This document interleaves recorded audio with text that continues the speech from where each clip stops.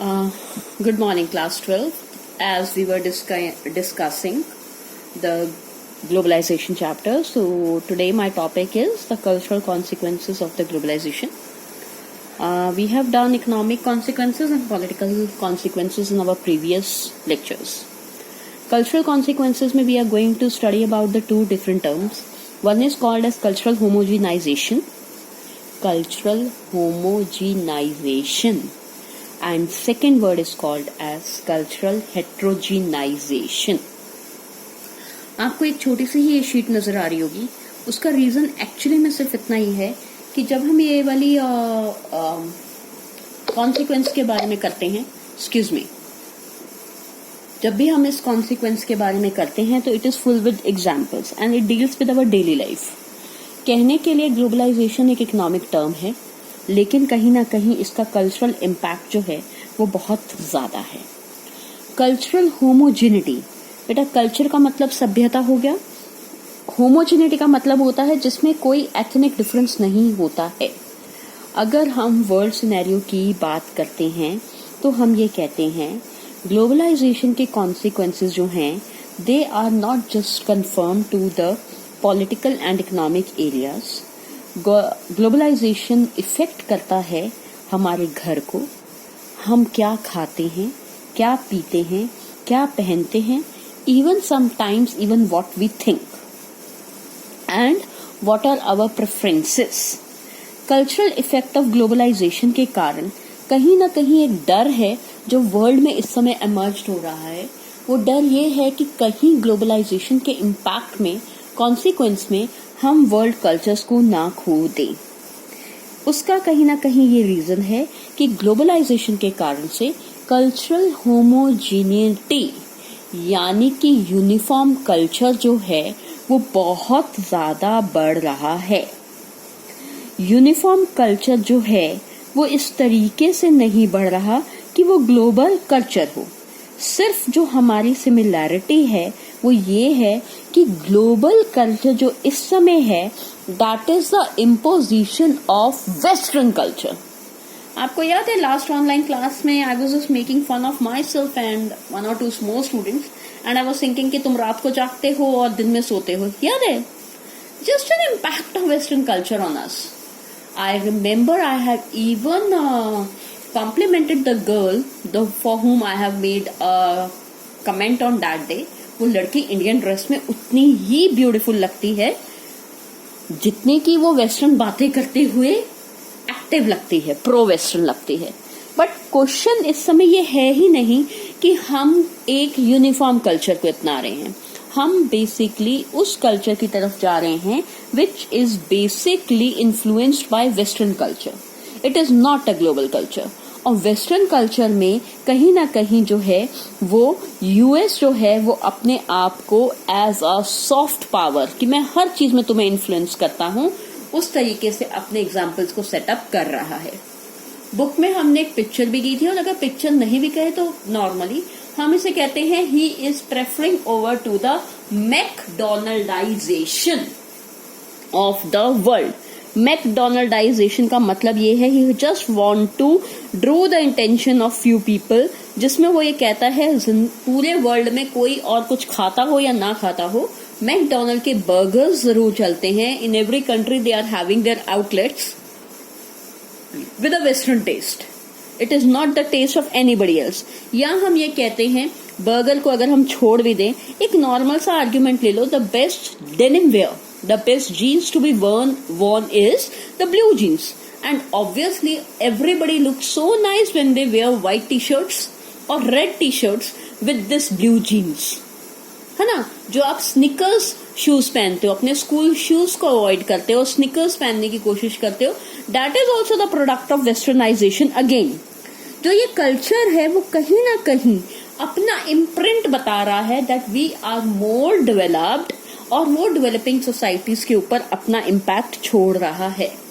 हम अपने आप को कंपेयर अपनी एंशिएंट कल्चर्स के साथ नहीं करते. अगर हम कुछ गलत या सही कर रहे होते हैं then we use to compare ourselves with the western cultures. This is not at all a problem of India. That's why I'm not making a concept here for the India. I am talking about all the underdeveloping countries or the poor countries, which is basically suffering not only economy but whole of the humanity. और उनकी जो rich cultural heritage है वो धीरे धीरे धीरे धीरे धीरे धीरे सिमटती जा रही है। दूसरी तरफ इसको आर्ग्यू, इसके अपोजिट जो लोग आते हैं वो सपोर्ट करते हैं कल्चरल हेट्रोजिनाइजेशन को। हेट्रोजिनाइजेशन का मतलब होता है variety, distinctiveness, choices, full of choices. तो वो ये कहते हैं कि ये बहुत मिस्टेक है अगर हम सिर्फ कल्चरल कॉन्सिक्वेंस को एज अ नेगेटिव पार्ट पढ़ें। कल्चर स्टैटिक नहीं होती है। स्टैटिक का मतलब होता है कल्चर कभी भी थम नहीं सकती है, उसके अंदर चेंजेस आने जरूरी हैं। कल्चर्स जो हैं वो आउटसाइड इन्फ्लुएंसेस को अडेप्ट करती हैं फ्रॉम टाइम टू टाइम। बड़ी अजीब सी बात लगेगी तुम्हें, तुम कहोगे मैम कैसे कैसे एग्जाम्पल्स देती हो, but 2-3 days back I was watching a serial called Mahabharat, जिसमें उन्होंने कहा था कि समय को परिवर्तन करना बहुत जरूरी है, and it was written in Gita. और अगर परिवर्तन चाहिए तो हमें अपनी पुरानी रीतियों को, अपनी पुरानी सभ्यताओं को बदलना होगा। अगर हम इतने ओपननेस होकर सोचते हैं तो हम ये कहते हैं कई बार कुछ एक्सटर्नल इन्फ्लुएंसेस जो होते हैं वो नेगेटिव होते हैं, वो हमारी चॉइसेस को रिड्यूस करते हैं, लेकिन हम रिडक्शन की बात ही क्यों करते हैं, हम उसके एनलार्जमेंट की बात क्यों नहीं करते। Where it has been written that you can always have a burger whenever you are going out, you can also have different things at different times. For example, अगर मैं बात करूं तो एग्जाम्पल है, हम एक दिन बाहर जाते हैं, ठीक है, हम बर्गर खाएंगे कोल्ड ड्रिंक के साथ। हम दूसरे दिन बाहर जाते हैं तो we can have a pasta. हम तीसरे दिन बाहर जाते हैं तो वी कैन हैव मंचूरियंस। हम चौथे दिन बाहर जाते हैं तो we can have a south Indian dosa, idli, sambar, vada. हम 5वें दिन बाहर जाते हैं तो we can have a Mexican salad, the green salad और द स्प्राउट सैलड और whatever, the Mexican corn salad, whatever you want to have. It's just a choice. It's a matter of choice. And in the 7th day we can have a Punjabi food or the North Indian food, whatsoever may be. टिक्की, चाट, भल्ले, पापड़ी भी तो खा सकते हैं। तो 7 दिन की choices है। तो यहाँ पर हम नेगेटिव इम्पैक्ट क्यों सोच रहे हैं। आजकल फरीदाबाद में वॉफल्स चल रहे हैं, ठीक है, तो टाइम बीइंग चेंजिंग, तो इससे सिर्फ एक ही कल्चर का नहीं होता, और कई बार कल्चरल इन्फ्लुएंस ये होता है that even we try to mix the cultures.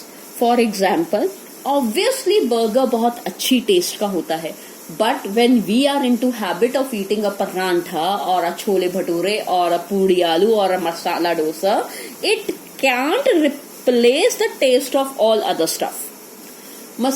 Burger can be an additional thing, but real taste refers to rare. Yes, of course, we all love to wear denim. गंदी कम होती है, genuinely decent look देती है, durable होती है, long lasting होती है, comfortable होती है. But किसने कहा that you also have to wear only a white t-shirt or a normal thing with it? You can even wear a chappal, a slipper, or you can even wear a khadi kurta with jeans. That also looks as cool as a white t-shirt looks with your denim jeans. So यहाँ पर हम बात जो करते हैं, जो इस तरीके के कंसेप्ट जो इमर्ज होते हैं, तो हम उसे कल्चरल कॉन्सिक्वेंस कहते हैं. इसके अलावा बेटा हम एक बात और कहते हैं, जब हम कल्चरल कॉन्सिक्वेंसेस की बात करते हैं तो कहीं ना कहीं हम ये मानकर चलते हैं कि कल्चरल होमोनाइजेशन एक एक्सपेक्ट है, ये जनरेट करता है दूसरा इफेक्ट जो होमोजिनिटी को करता है, हेट्रोजिनिटी को करता है.